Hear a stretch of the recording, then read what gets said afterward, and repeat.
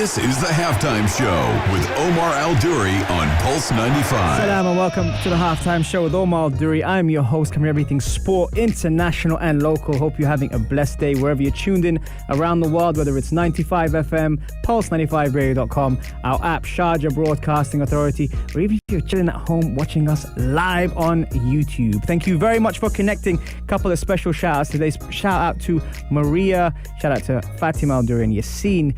Probably my number one fans, my only fans at the moment out there. Thank you very much for connecting. Happy anniversary, Maria. And also, shout out to Susie, Alia, Bodbod, Ruda, and Mufid. You guys know why. What's coming up on the show? Right, more and more we are realizing the value of emotional fitness. And even more than intelligence, emotional fitness plays a big role in the way we execute certain things. Now that's with coaches or even when it comes to just your everyday life and what we do. To be able to be emotionally connected is something that has been overlooked over the last couple of years, and even now more than ever we are in touch with our emotional side, which we're bringing into sport, health and fitness. And that's why on the Halftime Show we're going to go over that today. We're also going to go over a modern day success story. Isn't that nice to hear nowadays? Because a lot of the times there's a lot of doom and gloom about what's happening, and rightfully so. So we're talking about a success story. Her name is Gui Yuna, who embodies one of the modern,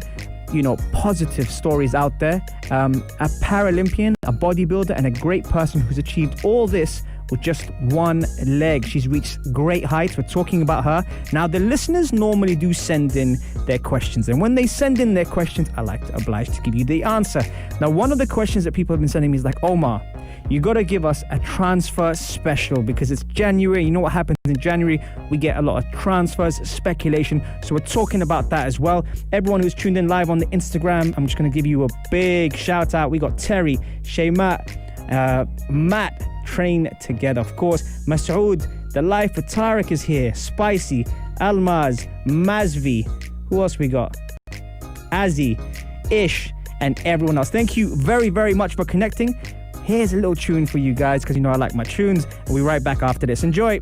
This is the Halftime Show with Omar Al-Duri on Pulse 95. Sure is that time. It's the Halftime Show with Omar Al-Duri. I'm your host, covering everything sport, international, local. Thank you for connecting with me. Right, let's talk some positivity. Out there right now, with everything that's happening in the world, wherever you are around the world, it's a challenging time. It's a testing time. So let's talk about something positive. Gui Yuna, I hope I pronounced the name right. She's a female bodybuilder that captured hearts in China, Beijing 2020.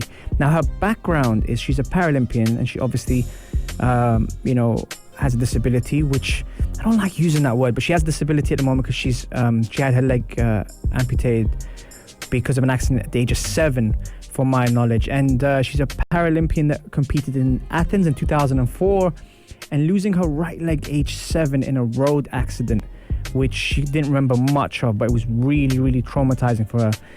Now, disabled people are all too often marginalized, and I don't like that, because with that comes a lot of, anxiety and stress and things that it's not really fair. And so she's had to face this, most of her life. And since the car accident she's had, we always kind of look at ourselves and you always say half empty versus half full, but she had to go through a lot of bullying at school. People would kick her crutches, move the chair, things like that, when you have a disability like that, it's kind of tough, but it also puts things in perspective. And what I really liked about her story is, despite her being bullied at school and people making fun, she's managed to reach heights that we could only just wish for. Now, being a Paralympian in Athens in 2004, that was amazing, because she's very, very successful. And then recently, even competing as a bodybuilder, she captured hearts in China, Beijing 2020.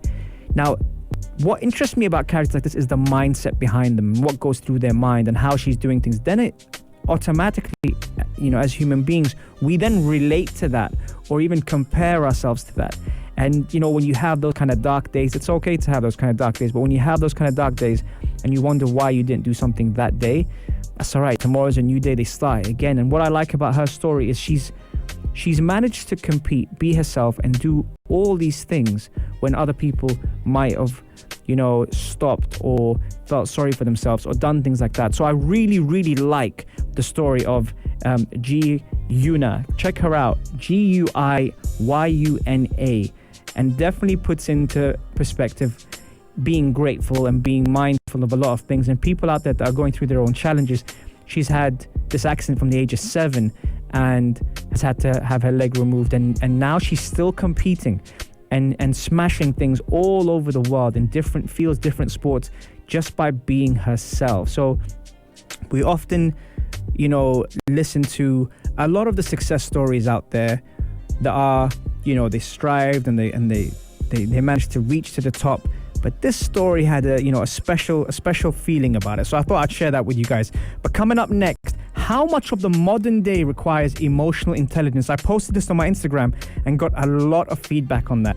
And more coaches are involving EI in their approach. Let me know what you think. 4215 Itasalat or slide into my DMs at Omar Al-Duri and let me know how important is emotional intelligence, not just in sport, but in your personal goals. I'll be right back. Here's a little bit of Mike Lowry, and we'll hit you right after this. Enjoy. This is the Halftime Show with Omar Al-Duri on Pulse 95. Sure is that time. It's the Halftime Show with Omar Al-Duri. I'm your host, covering everything sport, international, local. Thank you very much for connecting with me here live on Pulse 95 Radio. Shout out to Susie, who's just jumped in on the Instagram live. Susie, you missed your shout out with Bod earlier. Right, okay, guys. So one of the important things we're looking at, and actually this is inspired by watching, I'm sure you guys have seen the show All or Nothing with Tottenham, can't believe I'm saying that name, but Tottenham Hotspur and Jose Mourinho, or Jose Mourinho as he likes to be called, the other day. One of the things I noticed, having watched it second time through with my cousin Yassine, shout out to Yassine, is the connection between the manager, Jose Mourinho, and the physiotherapists and the head of physiotherapy, the medical team, was really cold. And having spoken to John Terry myself about a year ago when I had him on the show, he said that whenever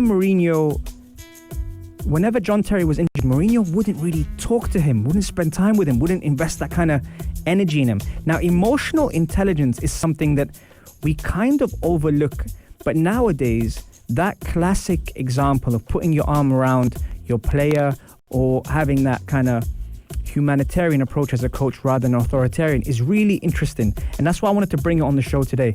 More coaches are involving EI in their approach nowadays because the connection is different, because the player tends to do more for their coach when they feel that you care. Now, this all came about when having a look at the different types of coaches, the different types of managers out there, the style that you see all these people doing their own thing. Daniel Goleman and Tom Bilyeu, I was listening to a podcast the other day, and it was really interesting to see, because obviously they've both written quite a bit of content and books and everything. The 4 ways of being intelligent about awareness. Now, the emotional state of that when it comes down to sport, health, fitness, or even life, it was really interesting because the first part starts with yourself, and that's self-awareness.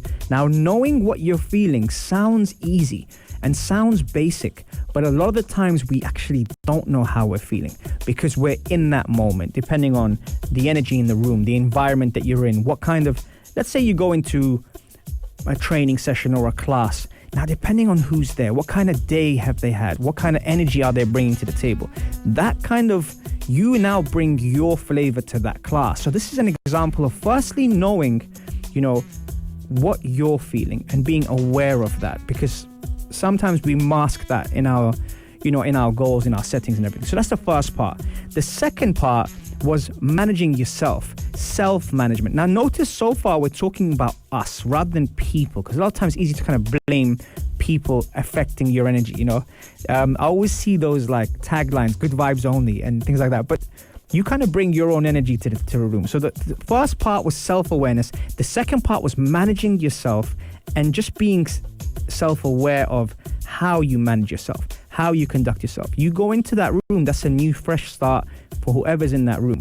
The third part was empathy. Now, again, if you notice, rather than looking at everyone else, we're kind of looking at our own actions. So empathy and just tuning into other people and how they feel.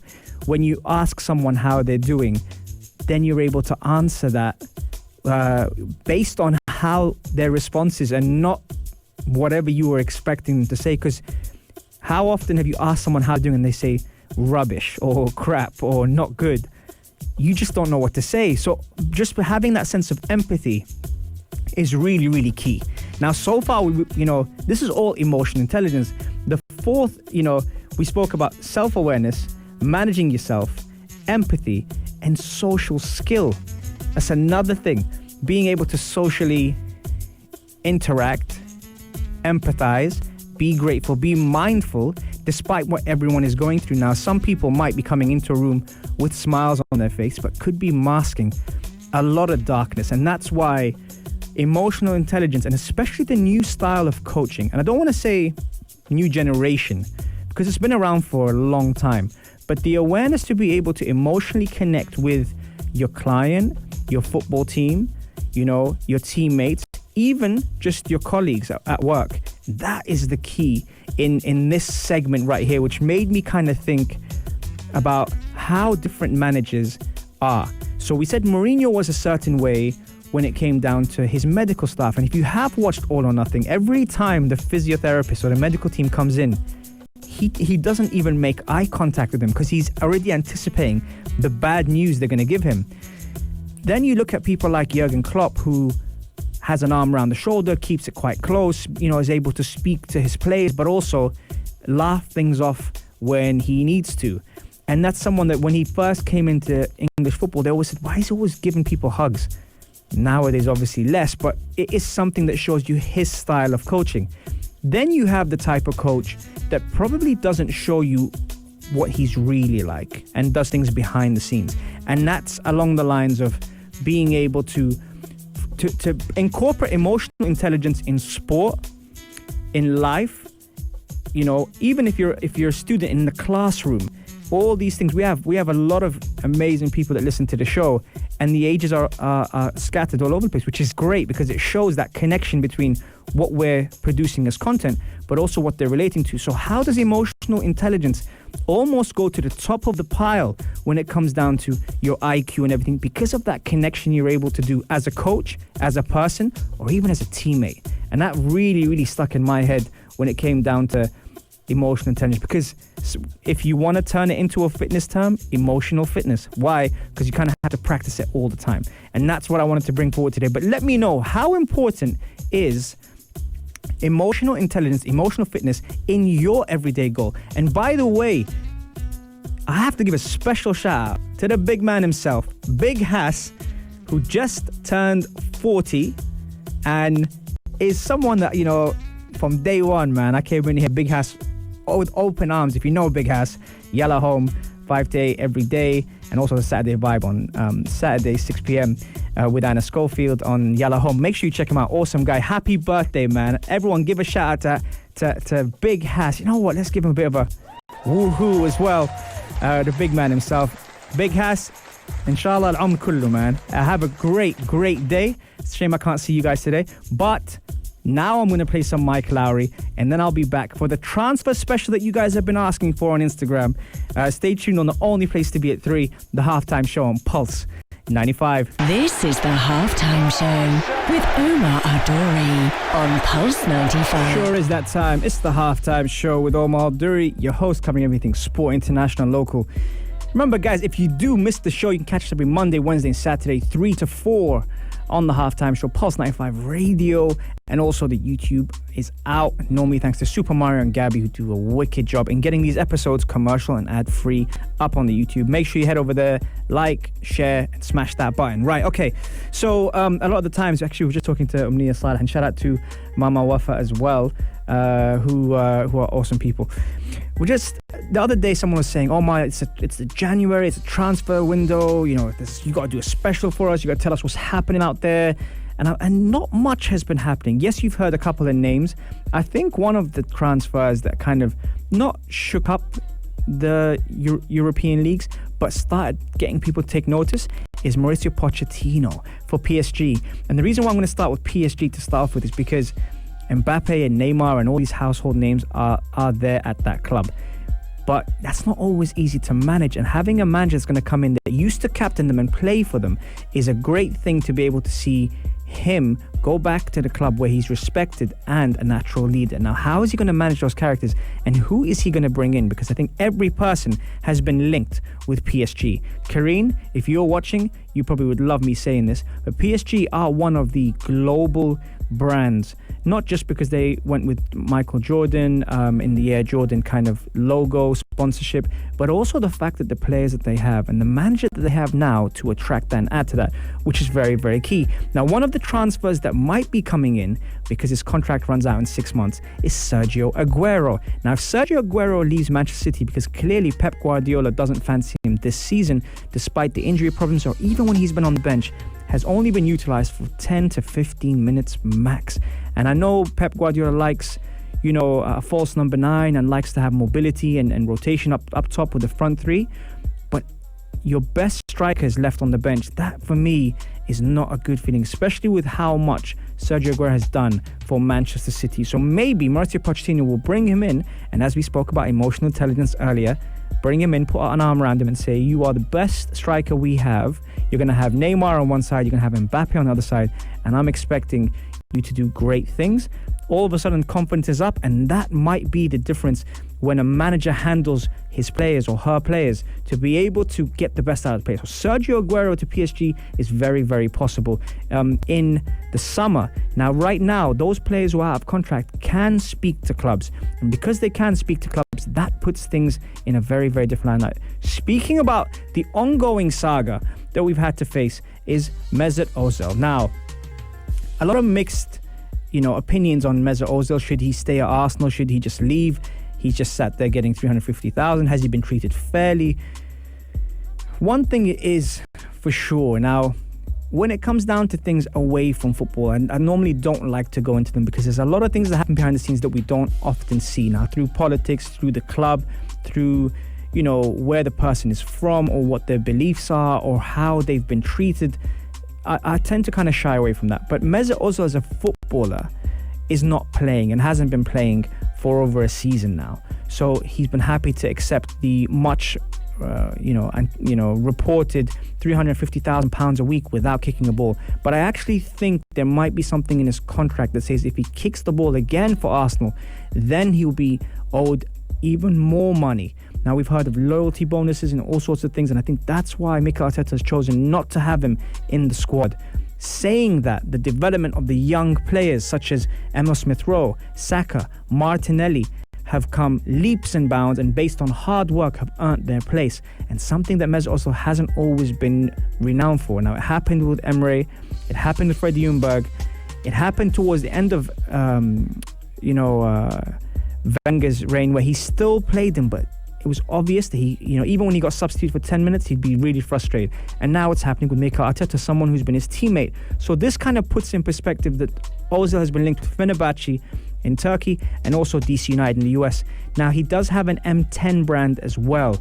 And apparently DC United have offered to be selling his coffee in the stadium, putting his package even more ludicrous. So that tells you about DC. But then Ozil has Turkish roots and is a very much well-practiced Muslim. So because of that, he might just return back to Turkey. Now, whether that's now or in the summer, there's been reports that's been done already, but Arsenal would still have to pay £64,000 a week just to have him go to Fenerbahce now. Kolasinac has gone back to Germany and taken a pay cut, so that tells you something. Sergio Ramos, one of the best defenders in the world right now, is also going to be a free agent in 6 months. Does he stay at Real Madrid or does he move to the Premier League, or does he go to PSG and join Mauricio Pochettino? See, there's a link with this. Militao from Real Madrid, the centre-back, Mourinho wants him, and Toby Alderweireld is probably going to go to PSV. Brandt from Dortmund, here's one. He's got some of the best stats in Dortmund in Germany, has been linked to Arsenal, but I think everyone's been linked to Arsenal. I think my cousin's been linked to Arsenal. So that just tells you that, there's so much speculation going on, but they tend to wait till the last week of the transfer window. We know that Amad Diallo has gone to Manchester United, so United fans must be very, very happy. They've been crying out for a right winger, and they finally got him now. So that tells you about that. But also, with the new rules of work permits and being able to get into the country and being able to, battle COVID-19 restrictions, that has kind of taken a huge toll on the massive transfers. Isco has been linked with everyone, including Pulse 95, but he's not coming here. So that tells you about him. And we've got Lionel Messi. Now, it's only right that I, give a minute to Messi, because I spent a whole summer talking about Messi, and I'm not a Barca fan, and I was so frustrated that he didn't leave in the end, especially for the excuses. And I did a podcast on a friend on Stay in Your Lane podcast. Shout out to my boys Namir and Laith. I did their podcast, and we spent the first 10 minutes talking about Messi, and you could see I did not hold back on that in how I felt about it, especially the fact that he did everything in sending a fax to his club and not showing up on day one, only to say that he spoke to his family and he changed his mind because his kids were crying.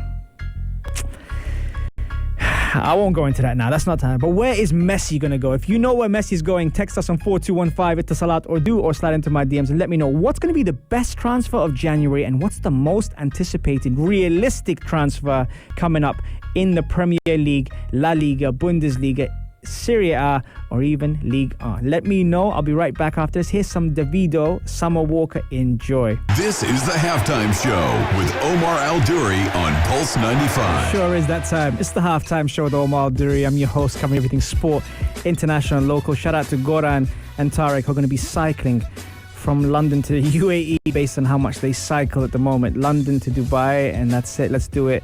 Now, don't forget to pass by Sharjah, because I'm in Sharjah at the moment. Right, so we spoke about emotional intelligence. We spoke about how important that was in our goal settings. And we also gave you the example of Jose Mourinho when it came down to his medical team. And if you watch the show All or Nothing, there was this really interesting part that I was kind of focused on, and it was the way that Jose Mourinho treated his medical staff. Because when I interviewed John Terry, he said to me that when John Terry was injured, and this is his captain, when John Terry was injured, Jose Mourinho would not talk to him until he was back training with everyone. And that was really interesting. The look that Mourinho was giving his medical staff was not impressed. He did not want to hear from them. He expected kind of the worst thing. And so that gave me ideas of all the different types of coaches and managers and trainers and people that are out there that manage situations emotionally. And that's why I spoke about that today on the show. We also had a transfer special. We got some questions coming in. Let's see the questions. I don't know what the show was about. I missed it. Well, Goran, if you missed it, head over to the YouTube channel. You'll be able to see the whole episode there. Thanks to Mario and Gabby. Who's going to win the league, and where will Arsenal end up this season? Right, good question, Hassan Spicy. So I think I think Liverpool will win the league. I think Manchester City will be very, very close. Where will Arsenal finish? Probably the top half of the table. But quite frankly, with the whole Europa League situation, I don't know if it's a good thing to be finishing in 5th and 6th in the league.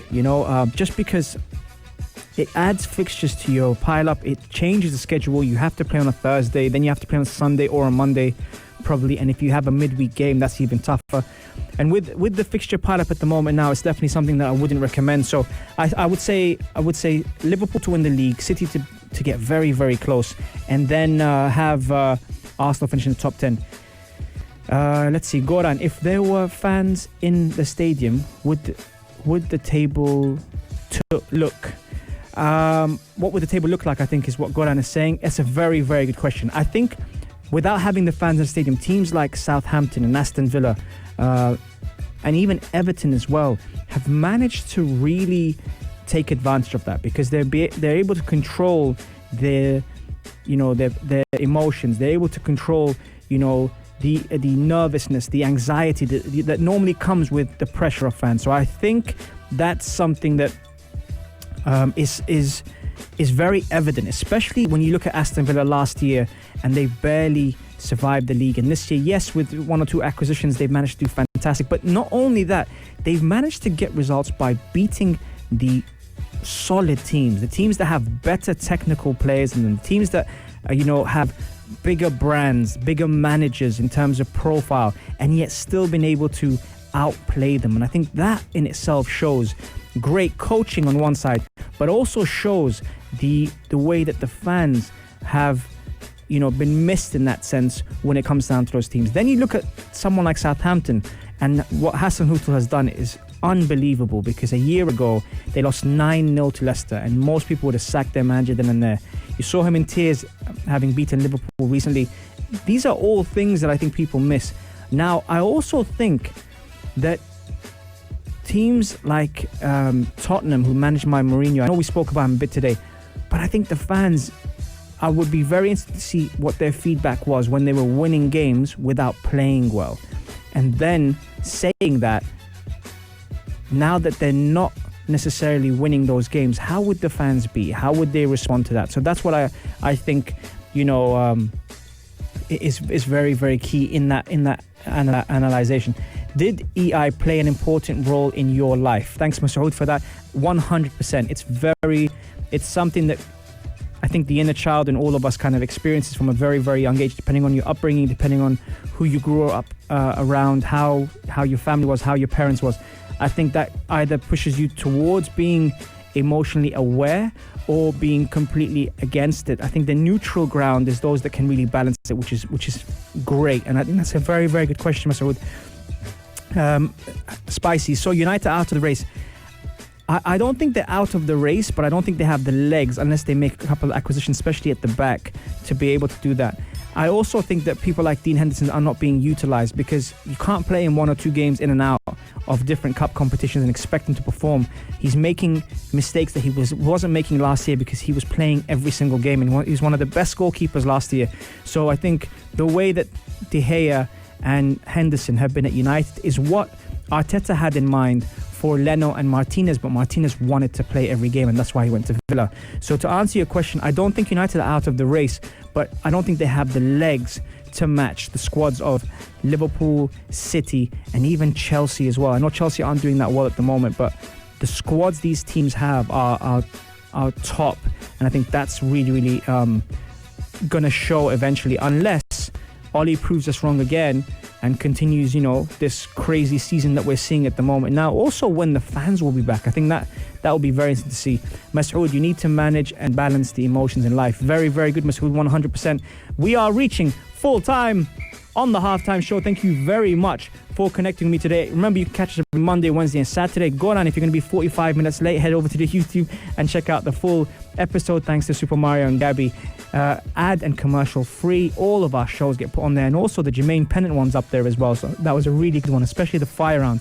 Very, very cool. Thank you for spending it with me, folks. I love you guys, and I will see you soon. Take care and peace. If you liked this episode of The Halftime Show, drop a like and subscribe. 95. Be sure to follow us on Instagram for all our daily updates and top stories.